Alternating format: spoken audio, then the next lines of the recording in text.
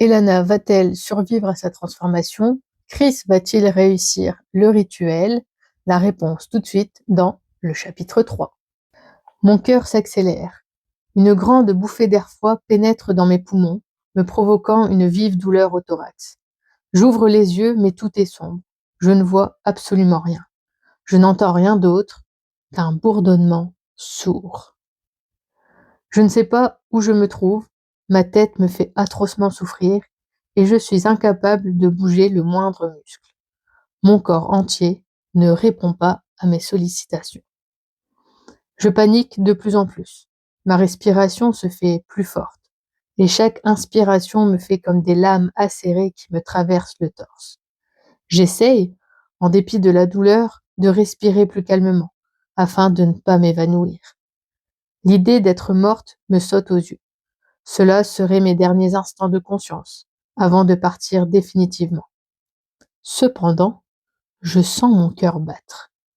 Plus que le sentir, c'est lui que j'entends.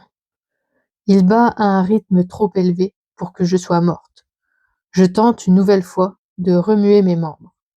C'est alors qu'une vive souffrance les parcourt. Bien qu'ils ne bougent pas, mes muscles se gonflent et se contractent. Mes vaisseaux sanguins se dilatent, augmentant l'afflux sanguin en leur sein. La sensation s'étend dans la totalité de mon corps, le tétanisant jusqu'aux plus petites fibres musculaires. La souffrance est telle que je perds peu à peu connaissance. La pression intracrânienne croît exponentiellement. Mes yeux s'échappent de leurs orbites. Mes muscles tressautent violemment et je commence à convulser. Mon corps ne m'obéit toujours pas. Je ne peux pas contrôler mes sursauts qui me font souffrir et me tordent dans tous les sens. Je ressens soudain une pression extérieure sur mon corps, comme un poids qui s'affale sur moi afin de me contenir. Je ne suis pas seule. Cette pensée me réconforte. Une personne essaie de m'aider, bien que je sois inconsciente à ses yeux. Les tremblements s'accentuent de plus belle, avant de s'arrêter tout à coup. Toujours incapable de bouger le moindre muscle, je suis cependant consciente de ce qui arrive.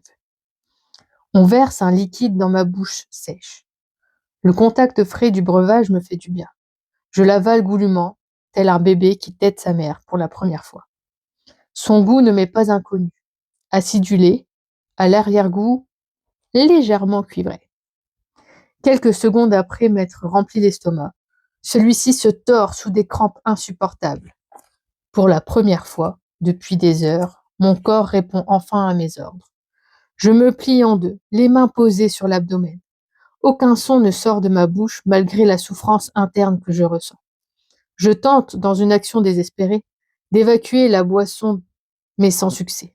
Je n'arrive pas à me faire vomir, puisque, à peine rentrée dans mon estomac, elle se ferait un chemin vers mes vaisseaux sanguins sans passer par la case digestion. La succession de douleurs est assommante. Mon corps et mon esprit sont fatigués. Je sombre lentement dans les ténèbres avant de perdre pied totalement. J'entends une voix qui me donne du courage. Tiens bon, je suis là. Je ne sais pas depuis combien de temps je suis dans cet état végétatif, mais j'ai eu 2 nouvelles crises depuis. Elles sont toujours plus violentes que la précédente et on me fait toujours ingérer cette boisson après chaque épisode de convulsion. J'ai bien essayé de résister, de serrer les dents, mais mon corps l'a réclamé comme sa dose de drogue. J'ai repris mes esprits depuis peu, mais cela me semble différent des fois précédentes. Je ne ressens aucune douleur, pas de tremblement, ni de tétanie des muscles. Un seul sentiment me submerge, la faim. J'essaie, comme à chaque fois, de remuer une partie de mon corps sans grande conviction. Mais, à ma grande surprise, mes doigts répondent à mon test. Mon corps est de nouveau sous mon contrôle. Même le bourdonnement dans mes oreilles n'est plus là. Je perçois les sons environnants avec clarté, bien plus facilement. Je réitère l'effort en essayant d'ouvrir les yeux. Doucement, mes paupières s'entrouvent, laissant passer un filet de lumière blanche qui ne m'aveugle pas. La pièce dans laquelle je me trouve est assez sombre. J'inspire profondément, sans ressentir les pics acérés qui me traversaient. Il semblerait que tout soit revenu à la normale. Je pousse sur mes bras afin de me redresser, mais je n'y parviens pas totalement. Je reste donc adossé au mur et j'observe autour de moi. Ma faim se fait sentir de nouveau. Je me concentre un peu plus sur ce qui m'entoure. Je suis installé sur un lit d'appoint au milieu d'un bureau peu chargé. Un bureau que je connais bien, puisqu'il s'agit de celui de mon patron. Ce serait donc lui qui était à mes côtés tout ce temps. Une délicieuse odeur vient soudain caresser mes narines, alimentant ma faim.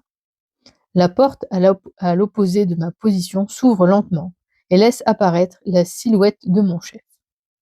Ses yeux sont cernés et fatigués quand il les pose sur moi. Il hésite quelque temps en me voyant, avant de se ruer à mon cou en blablatant des phrases incompréhensibles. Malgré la joie de voir un visage familier, mon esprit ne peut se détacher de l'agréable odeur qu'il dégage. J'approche ma tête plus près de lui afin de le humer plus intensément. J'en trouve les lèvres et laisse échapper un son presque inaudible. Tu sens bon. Le son de ma propre voix me surprend. J'ai l'impression de ne pas l'avoir entendu depuis des siècles. Ma bouche est pâteuse et sèche. Chris recule doucement suite à mon intervention. La peur se lit dans son regard. J'hume une nouvelle fois son parfum. Ma vue se trouble tout à coup, ne me permettant plus de le distinguer clairement. Seule une aura apparaît autour de sa silhouette. Je ressens comme une irrésistible envie de l'attraper. Mon instinct me le commande. Je bondis hors du lit, faisant fuir le pauvre homme. Je le poursuis à l'extérieur de la pièce, sans pouvoir me contrôler. Je le suis grâce à mon odorat. Il tourne à droite, puis continue tout droit, avant de tourner de nouveau à droite, me faisant pénétrer dans la salle de repos de la boutique. J'ouvre la porte, qui était presque refermée. Je repère la silhouette odorante qui se tient dans un coin de la pièce, le plus loin de moi. Je me dirige vers elle quand un effluve familier vient chatouiller mes narines. Je pivote la tête dans cette direction, qui est à l'opposé de ma cible initiale. Je distingue grossièrement 5 récipients de forme ovalaire, au contenu dégageant une aura enivrante encore plus intense que celle de Chris. Je me saisis du premier devant moi et le porte à mes lèvres. Les premières gouttes roulent dans ma gorge, me faisant reconnaître ce breuvage que je buvais lors de mes crises. Je finis le premier verre en une fraction de seconde et entame directement le second. Contrairement au moment des crises, aucune douleur ne se fait sentir à la suite de cette ingestion. Ma faim s'estompe lentement après la fin du troisième verre et ma vue redevient nette. Je prends alors le quatrième et en examine son contenu. Le liquide qu'il contient est rouge vif, d'une texture plus épaisse que de l'eau, comme si c'était du sang. Mais l'odeur est différente de celle du sang. Il dégage une odeur fruitée et hypnotisante, me faisant presque oublier la présence de mon chef dans mon dos. Je me retourne et le vois toujours debout, dans un coin. Il me scrute de manière hésitante, comme pour deviner mes intentions à son égard. Je le souris à pleines dents, heureuse de le voir. Cette action de ma part a l'air de le rassurer, puisque ses épaules se détendent et qu'il s'approche enfin de moi, lentement. Il se tient à bonne distance quand il commence à parler. Comment ça va? Comment tu te sens? Un peu étourdi, mais ça va. Pourquoi tu restes aussi loin? Je ne vais pas te mordre, dis-je sur le ton de la plaisanterie. Mais celle-ci ne lui dérobe même pas un rictus amusé. Ses yeux me fixent toujours avec crainte. Je reprends plus sérieusement. Je suis un peu perdue, mais je me sens beaucoup mieux depuis que j'ai bu ces boissons. Tu peux me dire ce qui s'est passé? Il me fait signe de le suivre à l'intérieur de la boutique. Celle-ci est vide malgré le soleil haut à l'extérieur. On s'assied dans les fauteuils prévus pour la lecture des clients. Il garde toujours cette distance qu'il a eue depuis mon réveil. Une fois installé, il entame la conversation. De quoi te souviens-tu? Quelle est la dernière chose dont tu te rappelles? Le ton de sa voix est grave, trop sérieux, venant de lui, qui parle toujours d'un ton jovial. Je fouille ma mémoire afin de lui répondre. La première chose qui me revient est la douleur que j'ai endurée ces derniers jours et les crises de convulsions. Mais je ne pense pas qu'il fasse référence à cela. Il veut sûrement que je remonte encore plus loin. Je me concentre un peu plus et essaie de me remémorer comment je suis arrivée ici, dans ce lit. Une image claire apparaît dans mon esprit, celle de 2 yeux verts me fixant. Mon dernier souvenir est ses yeux, émeraude, dans un néant total. Je poursuis l'exploration de mes souvenirs pour retrouver à qui appartiennent ces yeux.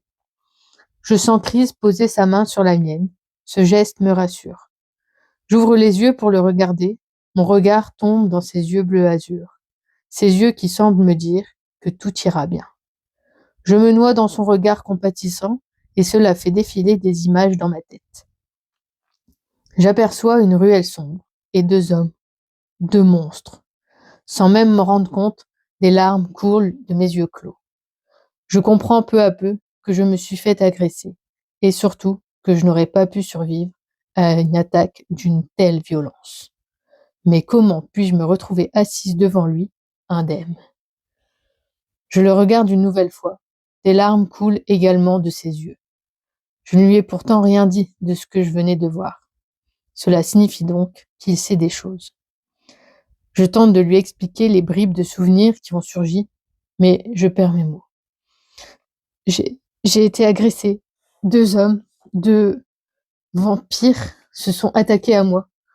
Mais je devrais mais je suis morte. Je me retrouve incapable de faire une phrase correcte, tellement le choc de mes souvenirs me submerge. Je ne suis pas morte puisque je discute actuellement avec lui. Et pourtant, je suis persuadée, au fond de mon être, que la vie a bel et bien quitté mon corps. Il continue de me regarder sans prononcer un mot, les yeux remplis de pitié.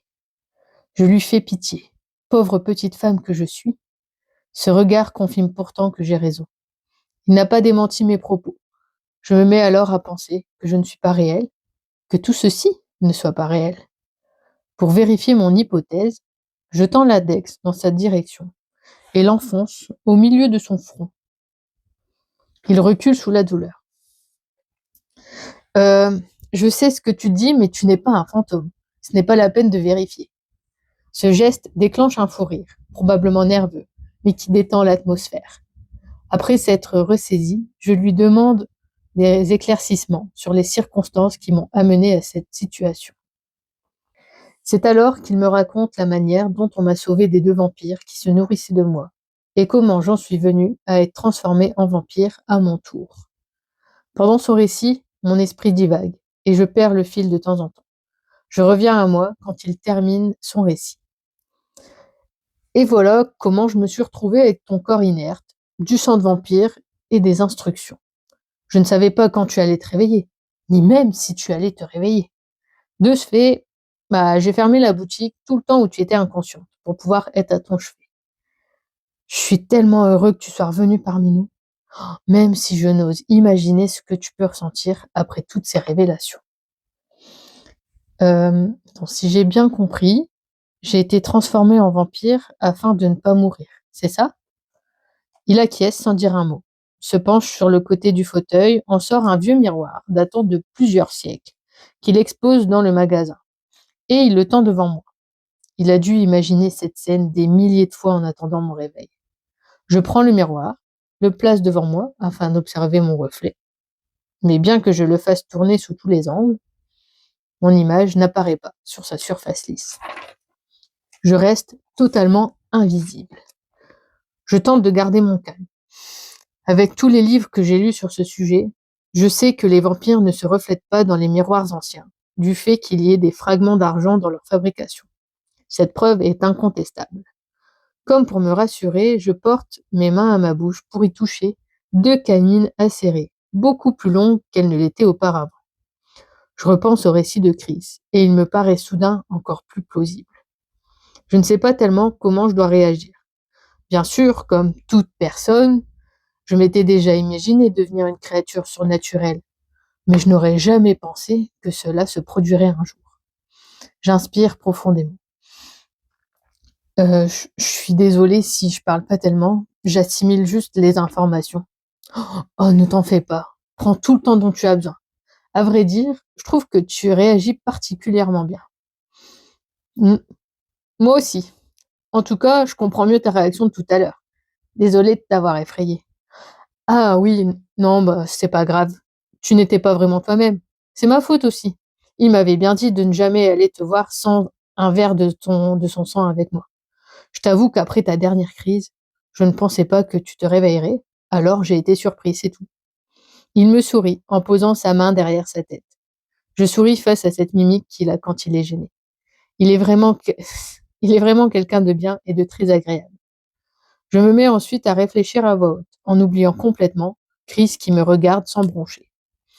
Donc, si je comprends bien, celui qui m'a sauvé et qui m'a transformé est un vampire. C'était ce type à l'odeur de lavande alors.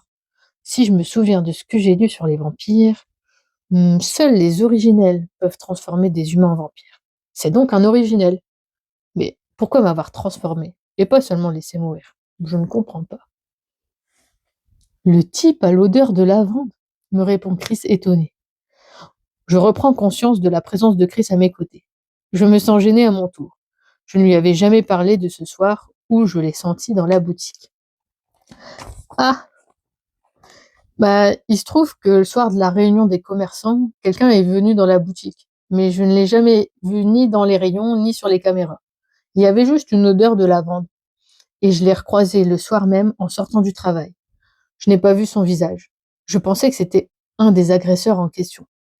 Et il y avait toujours cette odeur de lavande. Voilà, tout simplement.